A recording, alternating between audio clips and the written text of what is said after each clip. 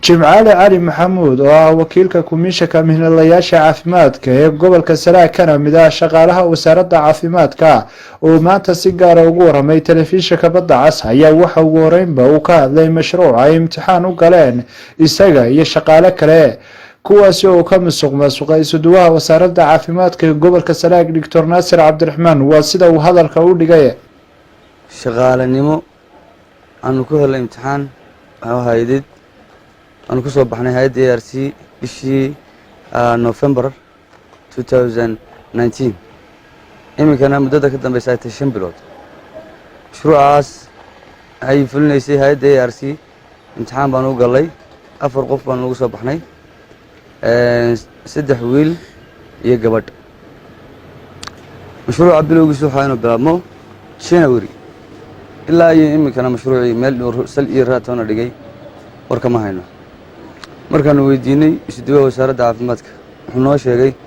in markii hore fasaxiyo iyo Christmas waxyaabaha lagu jiro markii dambena wuxuu noogu meeraaleystay xaaladan dalku ku jiray COVID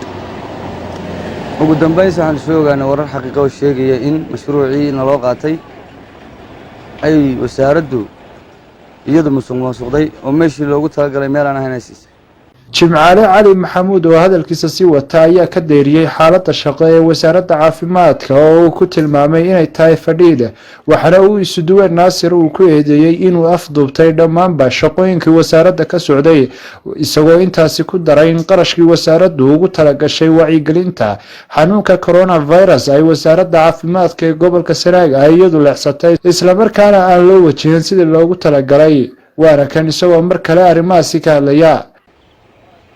xaaladda shaqada wasaaraddu ma fiicna dhammaan shaqooyinkii oo dhan waxa afduubtay isuduwa wasaaradda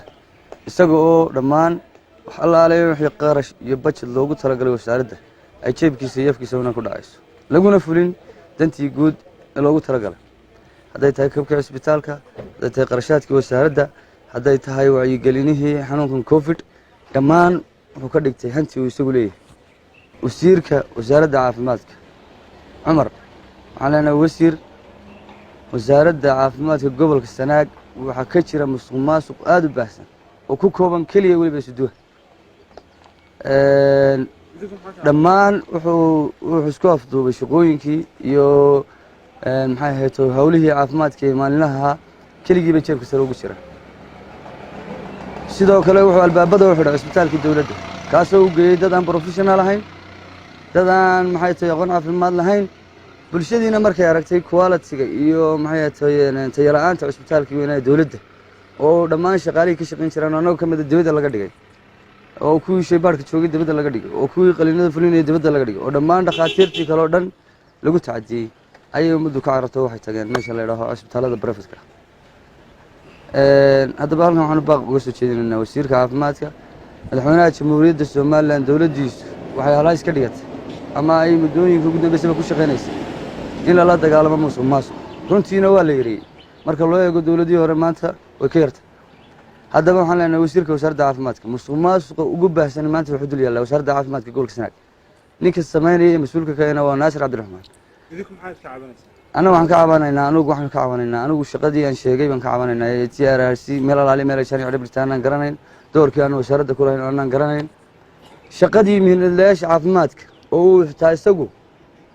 doonay inuu marorsado afduubto halkaas oo anagu dawladda u joogo marka waxaan leenahay wasiir qof u dhaamay isuduwahan meesha keen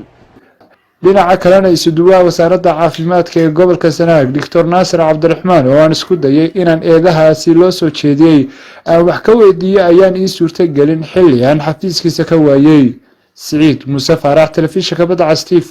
magaalada Cerigabo